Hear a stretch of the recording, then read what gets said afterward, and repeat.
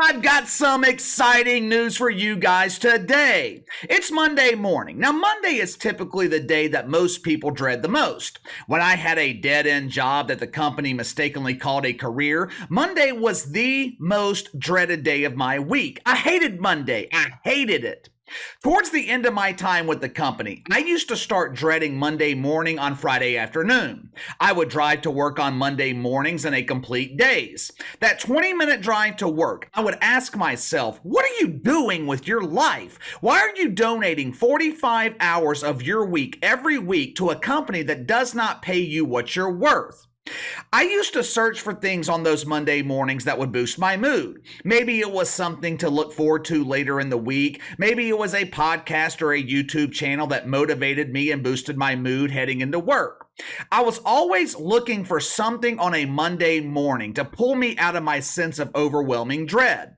Many weeks, that dread would spill over into Tuesday morning, into Wednesday morning, into Thursday morning. Friday morning, I was in a great mood until I realized that I would have to come back to that dump again on the following Monday morning. But if you're anything like I used to be, working at a job that you hate, feeling depressed on those dreaded Monday mornings, I have something that I know is going to cheer you up.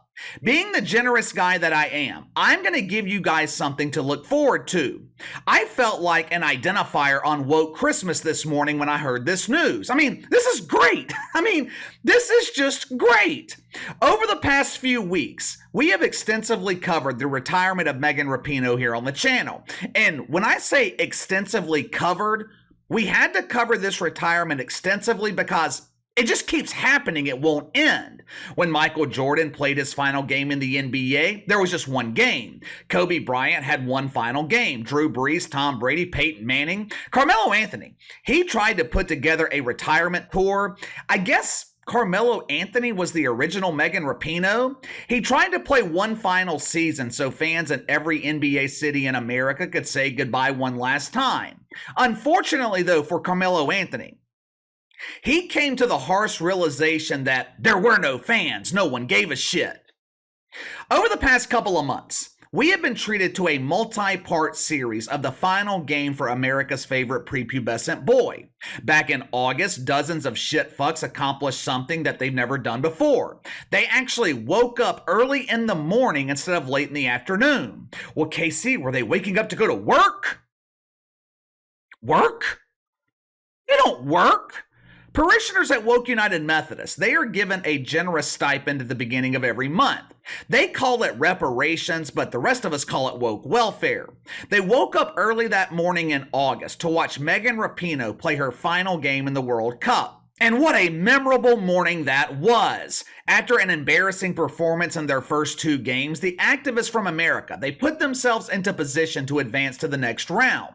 Now, this was a clutch situation, and who better to rely on in a clutch situation than the one person on the women's team who is trying to emulate a man. The Mexter takes the field for her penalty kick. Now, in her mind, the eyes of the entire world are watching her and her purple hair. But in reality, no one cared. Meg steps up for the free kick, no defender in sight, and she proceeds to kick the ball 10 rows deep into the crowd. So Megan Rapinoe, she could not allow her career to end in huge embarrassing failure. No. She followed up that final game with Final Game Part 2. This exciting matchup took place at Soldier Field in Chicago. Now, this was fitting, since the Mexter once again disrespected our soldiers in the military by giving this disgusting look during the playing of the national anthem. Look at this face. This is the face of someone who just realized that the batteries in her battery-powered cucumber died. Final Game Part 2. Final Game Part 2 was another huge embarrassing failure. The crowd that day in Chicago was sparse, to say the least.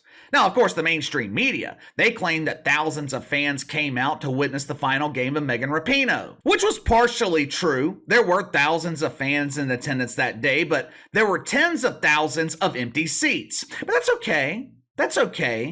The Mexter, she had another trick up her sleeve. Over the past 6, maybe 7 years, Megan Rapinoe, she has made a career from agitating normal people.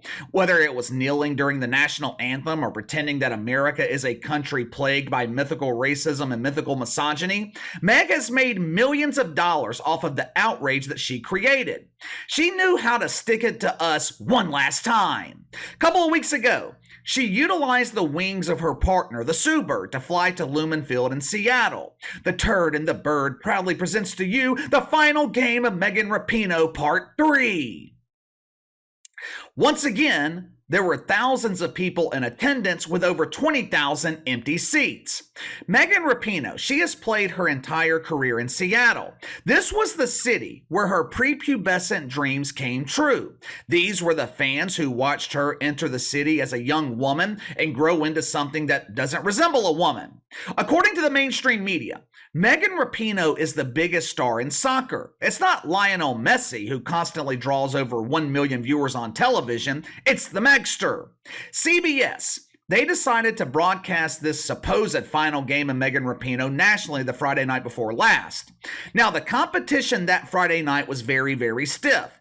There were 2 meaningless college football games, no games in Major League Baseball, no exciting events in the WNBA dump. Matter of fact, my inside sources tell me there was a mandatory shutdown that night in the dump so all dump divers could properly honor the career of Megan Rapinoe. In terms of sports, Americans had nothing else to watch that night. It was either the final game of Megan Rapinoe Part 3, or you could have watched Cornell, Harvard on ESPN2. Yet for some reason, only 680,000 people decided to say farewell to Megan Rapinoe. But that's okay. That's okay. Because yesterday afternoon, we were given Part 4. The Megster was once again in Chicago, but this time, she was not representing America for the final time with the U.S. women's team. This time, she was supposedly playing her final game in the NWSL. Again. Meg was in Chicago to compete against the Chicago Shitbirds. Well, she wasn't actually in Chicago. With the NWSL being the equivalent of minor league butt bongo, Part 4 of this series of final games, it took place at SeatGeek Stadium in Bridgeview, Illinois. Now, this stadium is equipped to hold 20,000 sleeping fans for an event sponsored by the NWSL. Once again, there were more empty seats than seats with an occupied ass. For her latest final game, the Megster packed the stadium with 8,000 people. Now, the NWSL, they called this exciting event Decision Day. Ooh, Decision Day. Will she really retire, or will she keep this streak of final games going? Will she decide to wear purple hair, or will she retire with pink hair? Unfortunately, it seems like Megan Rapinoe is pushing her retirement back another week. The team of activists in Seattle, they found a way to win this exciting event, which means we will be receiving the final game of Megan Rapinoe Part 5. This exciting win on Decision Day, it guarantees that Megan Rapinoe will have another final game in Seattle. I mean, aren't you excited? Aren't you overjoyed? I told you. I was going to boost your mood on this Monday. If you have never watched the NWSL, judging by their attendance and ratings, I think it's safe to assume that none of you have ever watched. But if you've never watched the NWSL, you wouldn't know what their jerseys look like on game day. Watching the NFL yesterday, the jerseys were your typical NFL jerseys. Team name or logo, player name, and number on the back. Doesn't work that way though in the NWSL. You see, with this league struggling to turn a profit, they sell these massive advertisements on the front of their jerseys. Now, to be fair, the NBA does this as well, but the advertisements in the NBA, they're usually small and located in the corner of the jersey. In the NWSL, these damn things look like a gigantic billboard that you would see at your local professional wrestling event. Check it out for yourself. Now, as you can see, the NWSL is brought to you by the Black Future Fund. Now, this is the exact jersey that Megan Rapinoe wore on the field yesterday. This organization, it was started in Seattle. Shocker. I looked at their leadership group. Imagine my surprise when I see that the vast majority of their leaders thought to highlight their proper pronouns. Stephen Robinson is the Director of Community Engagement. Stephen wants you to know that he goes by he, him pronouns. I think it was rather obvious, Stephen. Your name is Stephen and you have a beard. I think it's kind of obvious you're a dude. But hey, you never know these days. I see plenty of women working the dump with better beards than ZZ Top. If I had to guess, the mainstream media, they are going to make a big deal of Megan Rapinoe's final game this Friday. It's her final game in the playoffs. Unless they win, then it will be her final game part 6. The media, they are going to cry tears of joy if Meg extends her career by another game. They will cry tears of sadness if her illustrious career comes to an end. But here's the thing. If Megan Rapinoe is this transcendent star, if Megan Rapinoe is truly this icon of icons, how come no one else cares? How come these NWSL stadiums are filled to half capacity or less? How come these television ratings are in the pooper? Like I've told you guys before, just because Megan Rapinoe is retiring, it does not mean she's going away. A few weeks ago, she told the Seattle Times that I am just getting started. Now, what does that mean? I guess we'll find out. But judging by her past actions, I would imagine that Megan Rapinoe will continue to push for young men to infiltrate women's sports. Honestly, it would not surprise me if Megan Rapinoe has political aspirations. Who knows? Maybe we will see the Megster in Washington, D.C. next to AOC. Just think about it. She lives in Seattle, which used to be one of the most beautiful cities in the country. The population in Seattle, they vote one way. Shit fuck.